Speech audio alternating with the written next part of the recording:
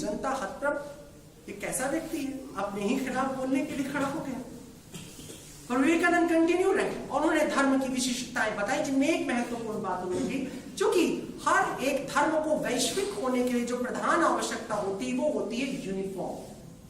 उसको एक रूल में होना पड़ेगा। जब जो इस्लाम के पास है, एक पैगंबर है, एक कुरान है, एक अल्लाह है। बाद में कितने सेक्ट हो गए वो मतलब नहीं रखते, लेकिन मूल चीज सेम है। अल्लाह नहीं बदलता, पैगंबर को नहीं बदला जा सकता, कुरान को नहीं बदला जा सकता।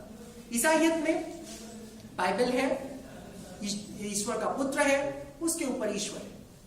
यहूदिज्म भी इसी तरह से है, बुद्धिज्म भी, बुद्ध है, उसका त्रिपिटक है। दो क्षेत्र भले ही महायान, हीनयान, वज्रयान सब बट गए हो, लेकिन मूल रूप से व्यक्ति दिखाई दे रहा है, यूनिफॉर्म दिखाई दे रहा है। पर आपके पास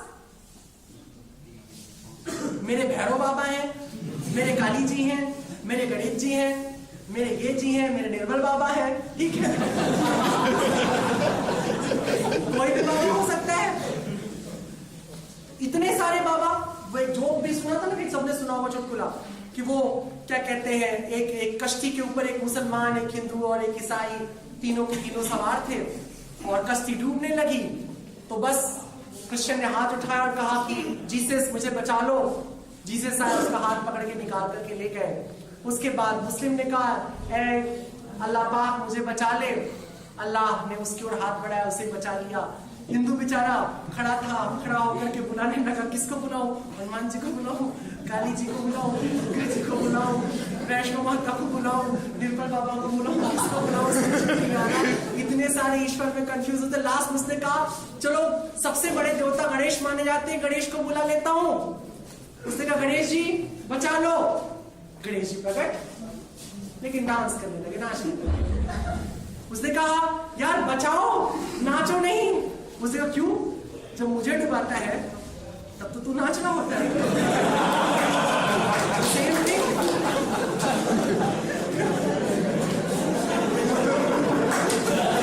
हमारा ईश्वर तो ऐसा है, हम जब डूबेंगे तो नाचेगा, टिट फॉर टैट। यही तो गीता में कृष्ण कहता है, कर्म करो, फल की चिंता मत करो। कर्मण्येवाधिकारस्ते मां फलेषु। अगर तुम ईश्वर के डूबने पर नाचे हो तो ईश्वर तुम्हारे डूबने पर नाचेगा। अगर तुम अपनी संस्कृति के डूबने पर नाच रहे हो तो फिर तुम्हारी संस्कृति का जो रक्षक है वो चुप ही बैठेगा। ये तुम्हारा उत्तरदायित्व था। तुम अपने ईश्वर को डुबा भी रहे हो और उस पर नाच भी रहे हो। याद रखना, ईश्वर दो खंडों में होता है। एक अपने वास्तविक रूप में, जो उसका नेचुरल फॉर्म है, उसमें वो अस्पृश्य, ना तो उसे छुआ जा सकता है, अदृश्य, उसे देखा नहीं जा सकता, उसे जाना नहीं जा सकता, वो अनंत है, अनादि है। लेकिन जिस ईश्वर को हम और तुम जानते हैं, वो हम में और तुम में प्रकट होता है। हम और तुम उसे जन्मते हैं, हम और तुम उसे पालते पोसते हैं, हम और तुम उसे बड़ा करते हैं, हम और तुम उसे सुरक्षित रखते हैं, हम और तुम उसे मिटा सकते हैं। इसलिए हिंदुओं में छोटा छोटा बाल गोपाल, लड्डू गोपाल भी रख करके उसे पैदा किया जा सकता है। मुझे कई बार, मेरे कुछ मुस्लिम मित्र हैं, उन लोगों ने मुझे कई बार कहा कि मुझे पंडित जी समझ में नहीं आता कि हर साल कृष्ण जी कैसे पैदा हो जाते हैं। पैदा एक बार होना चाहिए। आप लोग रोज रात को 12 बजे बताते कृष्ण जी पैदा हुए। एक बार तक मेरे मित्र ने कह दिया था, वो सुना है खीरे में से पैदा होते हैं। तो मैंने कहा, भाई ठीक है, भगवान कहीं से भी पैदा हो सकते हैं, सुरक्षा हो।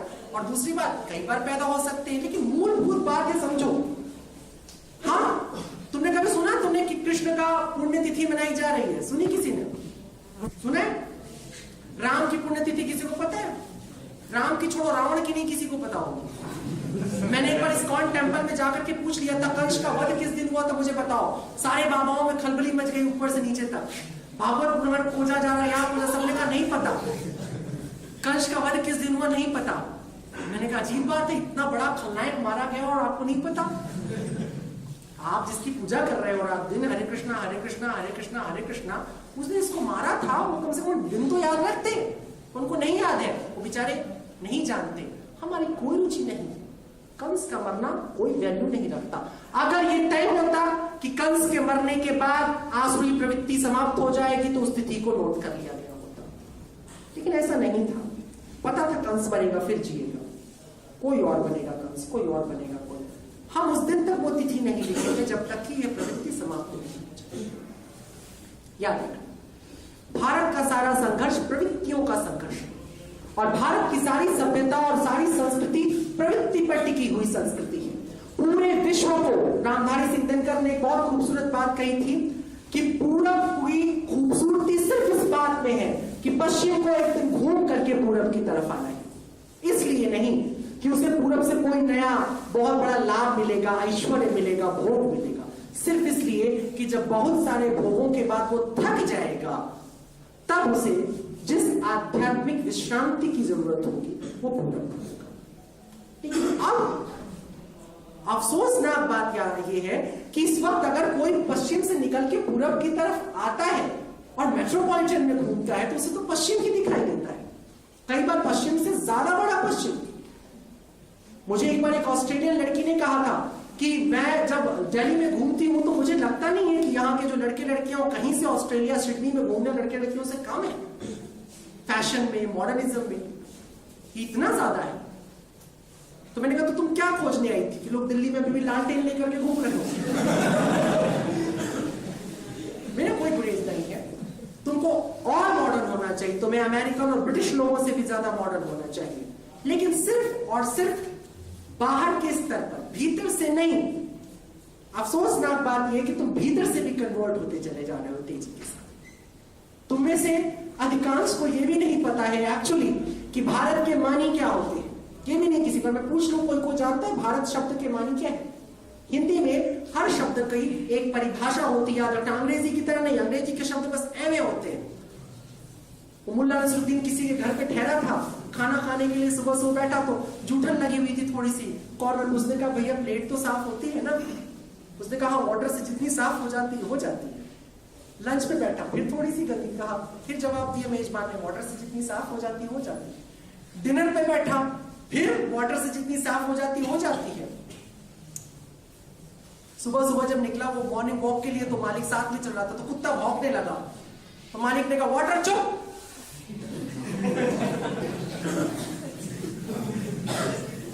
अंग्रेजी बहुत कंफ्यूजन है ना, अंग्रेजी में बहुत गहरा कंफ्यूजन होता है, पता नहीं किसका नाम क्या रखा हुआ, क्योंकि तत्व और नाम में भेद नहीं है ज्यादा वहां पे, ठीक है।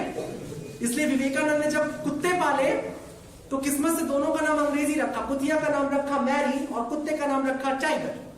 अजीब बात है। और बकरी का जो बच्चा पैदा हुआ तो उसका नाम रखा मटरू। अभी मटरू की बिजली का विशाल भारद्वाज ने ये ट्रिब्यूट किया विवेकानंद के उस छोटे से बकरे के बच्चे को, मटरू जिसका नाम था। विवेकानंद बड़े पशु पाला करते थे, उनका खास शौक था और अपने आखिरी दिनों में उन्होंने मनुष्यों से बातें बंद कर दी थी, वो पशुओं से ही बातें किया करते थे।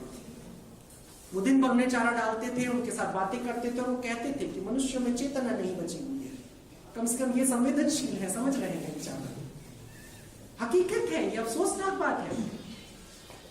पिछले दिनों जो बलात्कार की घटना हुई उसके बाद मैं रामलीला ग्राउंड में उन दिनों मेरा कुछ लेक्चर चल रहे थे, मैंने वहां पे कहा बहुत सारे लोग चिल्ला रहे हैं बड़ा पाश्विक है, पशुओं को इसके खिलाफ आंदोलन करना चाहिए। किस पशु ने कभी ऐसा ब्रूटल काम किया था? इसे आप पाश्विक कहते हो?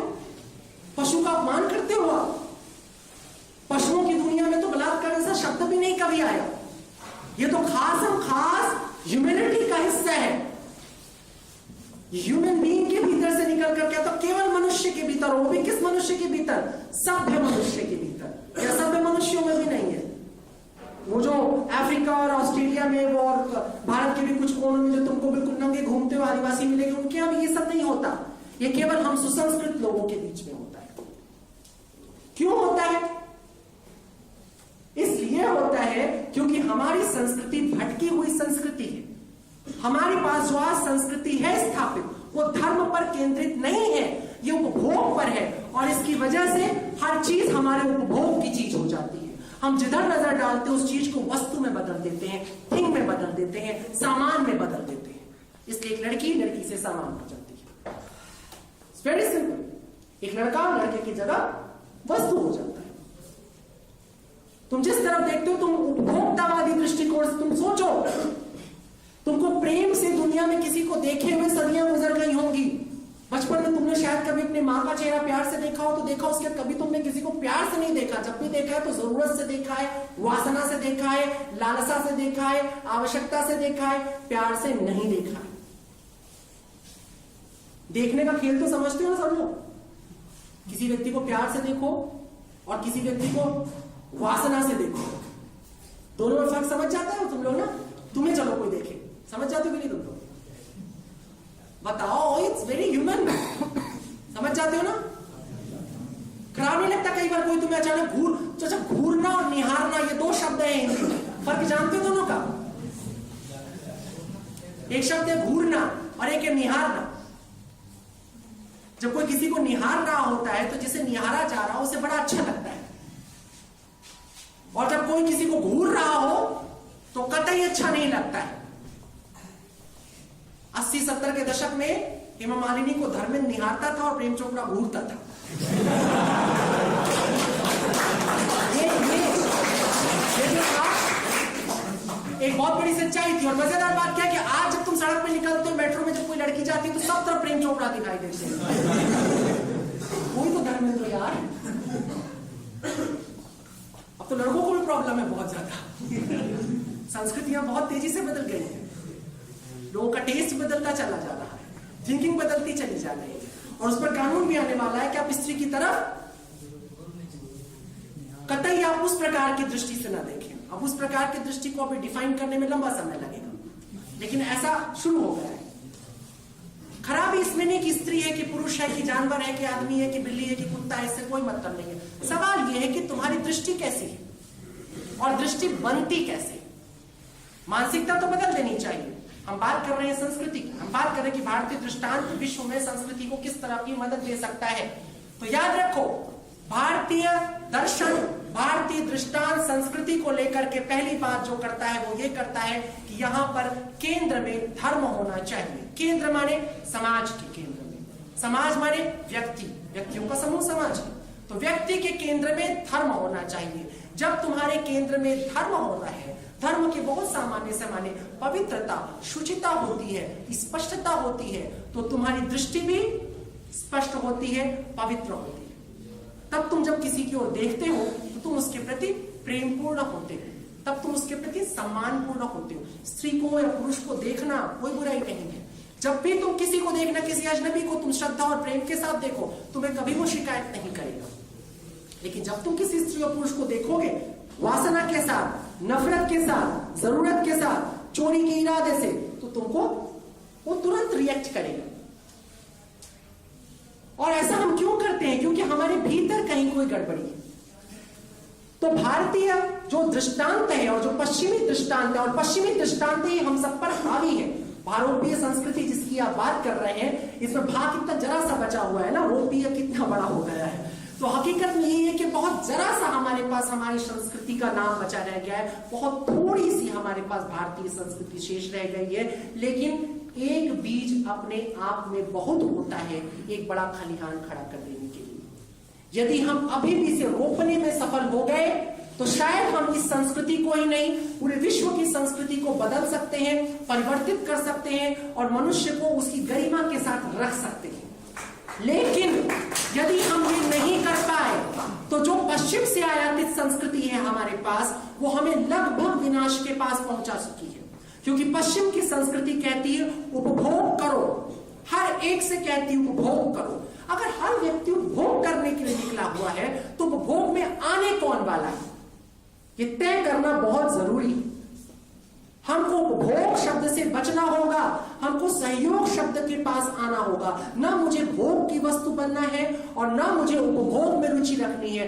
मुझे उपयोग और सहयोग में अपनी रुचि रखनी होगी, अपनी आस्था रखनी होगी। मुझे यूजफुल और हेल्पफुल होना पड़ेगा। और यही भारतीय दृष्टांत है संस्कृति को लेकर के, समाज को लेकर के। हमारी शिक्षा के अंदर जो सबसे बड़ी चीज हमारे पास पहुंचनी चाहिए वो ये होनी चाहिए कि हमारे बच्चों को सिखाया जाए कि हम कितने ज्यादा हेल्पफुल हो सकते हैं। समझ गए? हम कितने यूजफुल, अपने यूजफुल होने पे दुख मत करो।